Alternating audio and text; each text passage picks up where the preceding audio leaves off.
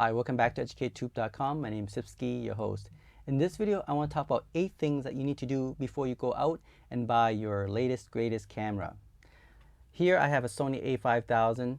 It's an old camera, but I need to do 8 things first before I decide to get a new camera. Because you may be surprised, there are 8 things that if you have done it, you may not even need a new camera. So let's talk about it right now.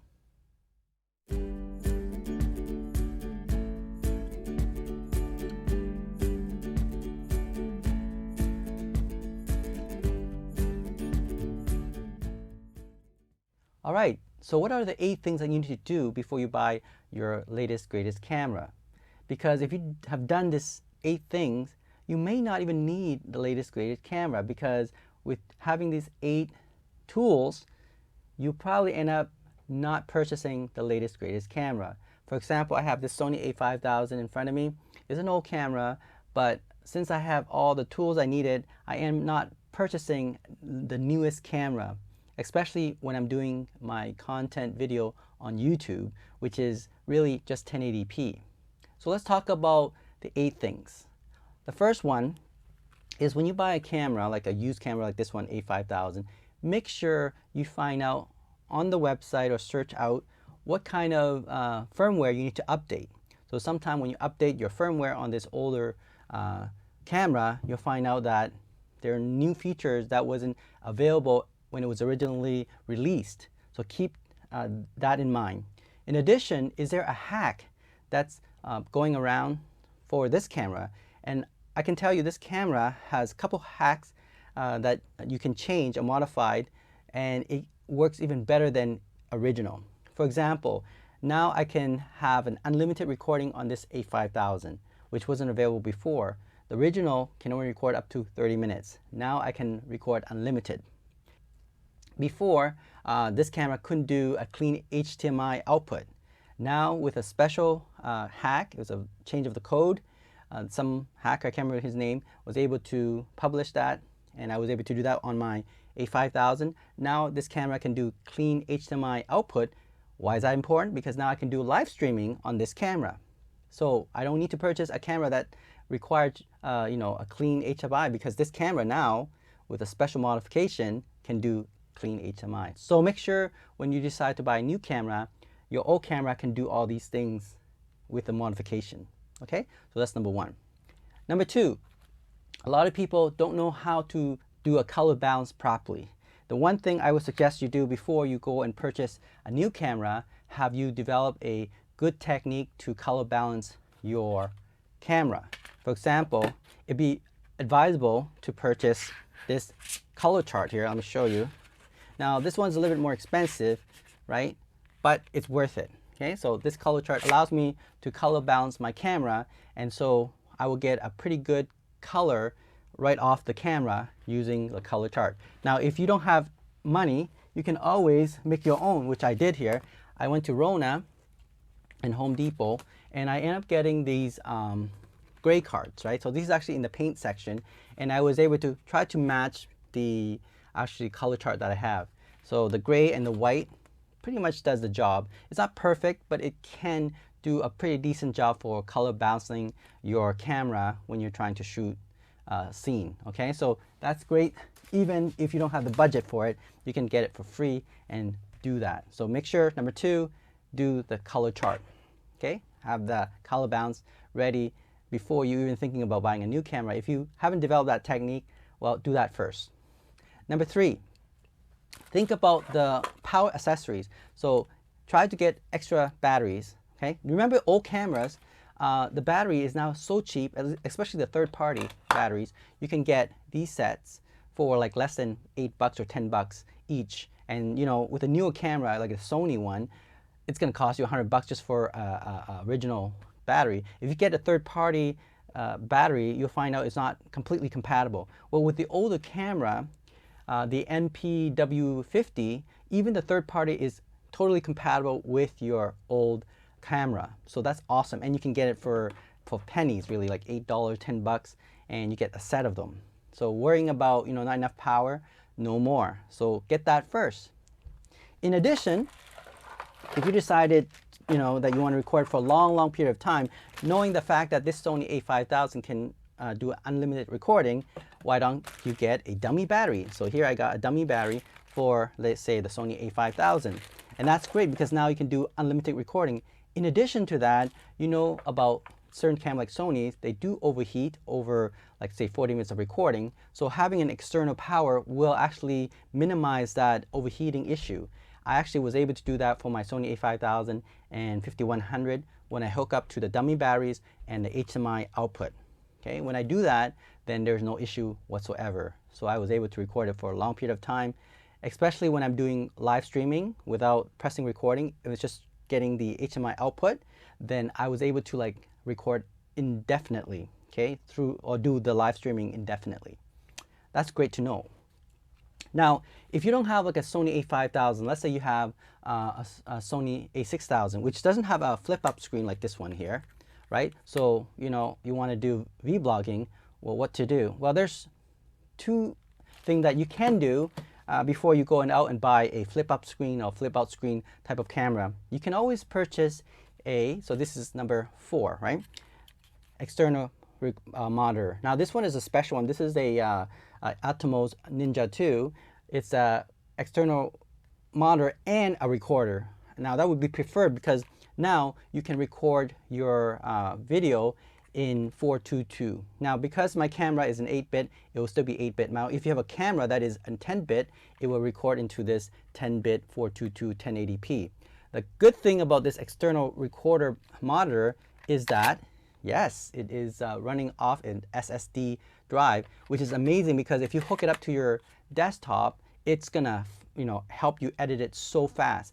The file, because it's in ProRes, when you drag into your timeline, and when you're editing and when you're transcoding, it'll be super fast compared to the compressed file like the AVC from the Sony.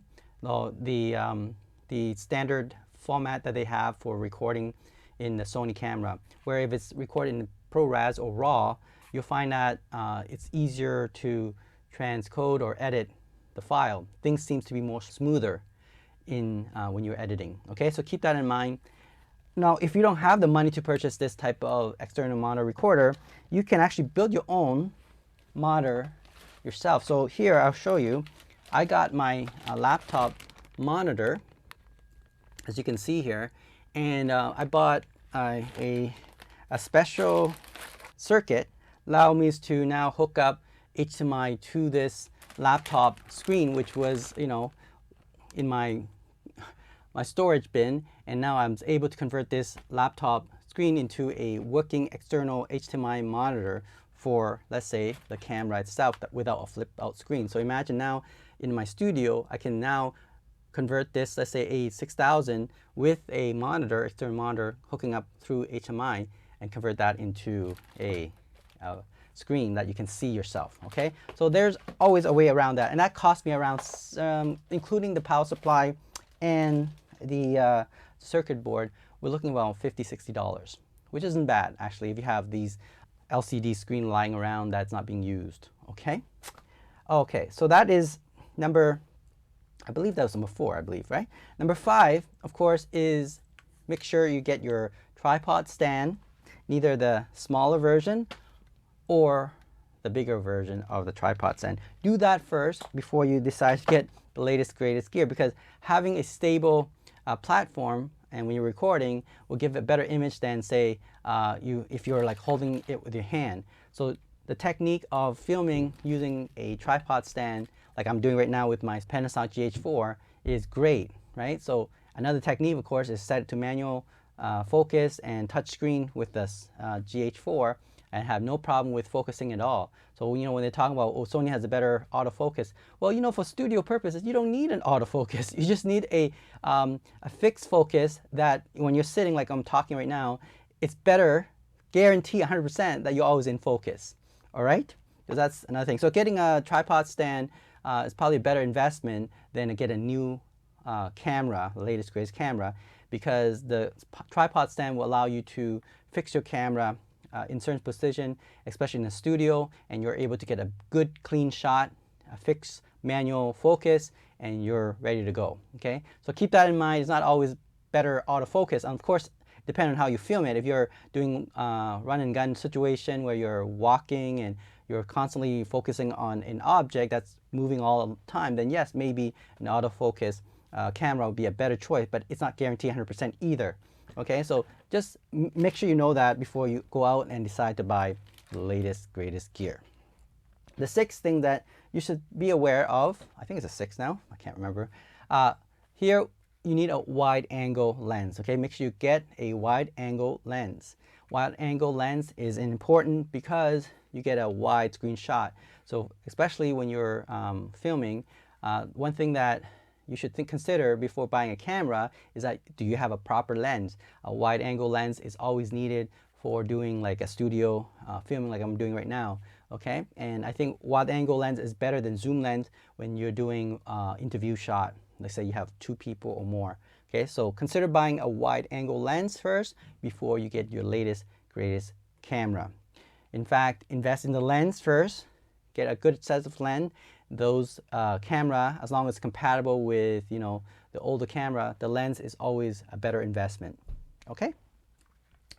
I believe we're on number 7. I think so. It's number 7, right? Audio, super important. So audio is that some of these camera, for example, does not have a good audio input. In fact, they don't even have it. And so what you need to do is you have to record separately. Okay, so get a decent audio recorder with a lav mic. It would be a good choice. And then record 2 audio, one directly from the camera and the other one externally. And what you do is you will sync in your video editor. What I would do is I would snap my fingers and I would then set the timeline the same position where that snap happens, and now I have a very good audio, and I will use this audio to replace the audio in the camera, and we have a good set of audio. So you don't even need to get a new camera with an audio input, because now you have a good audio already externally, okay, recorded. And that's a good thing, because this kind of investment, you can always use it for other cameras as well. Having an audio separate from the camera itself, you always can use this, even though, let's say, if this camera gets old, the audio can still be used for the newer camera. I think it's better to invest in a good audio system than to get the latest, greatest camera, all right? Because you can always depend on your audio, and the camera itself can be upgraded anytime. So do that first. And lastly, of course, the 8th reason before you go out and get your camera gear is, of course, is to be able to have a good lighting system. As you can see here, this is hooked up to my battery power system, but this light, let me see if I turn it on first. Having a good light will help you to create or film your scene properly. So having a proper set of lights, then you don't need to get the low light type of camera, which is much more expensive. Whereas if you increase your light intensity around your room or your setting, then you save yourself a lot of money. And remember, these lighting system, you can use it even if you continue on to upgrade your gear in the future. It doesn't matter. I think it's a separate investment anyway, and having good lights is always good investment, whether you get a new camera or not. And by increasing the light and adjusting the light, changing the different color, you can create different scene in your filming. So just keep that in mind. Investment in lights and audio are 2 separate investments that is independent of the camera itself. So before you even get a new camera, think about the audio, think about the light, and the rest of the things that I mentioned. So those are the 8 things that you should think about before you purchase your latest, greatest camera. Have you done all 8 things? So please do that first, and then you'll be satisfied that you didn't waste your money in buying newest, greatest camera, because you have done 8 things that is very reasonable logic to do before you get the latest, greatest camera. And I think that's the wisest thing to do. Thanks for watching, and I'll see you soon. Bye.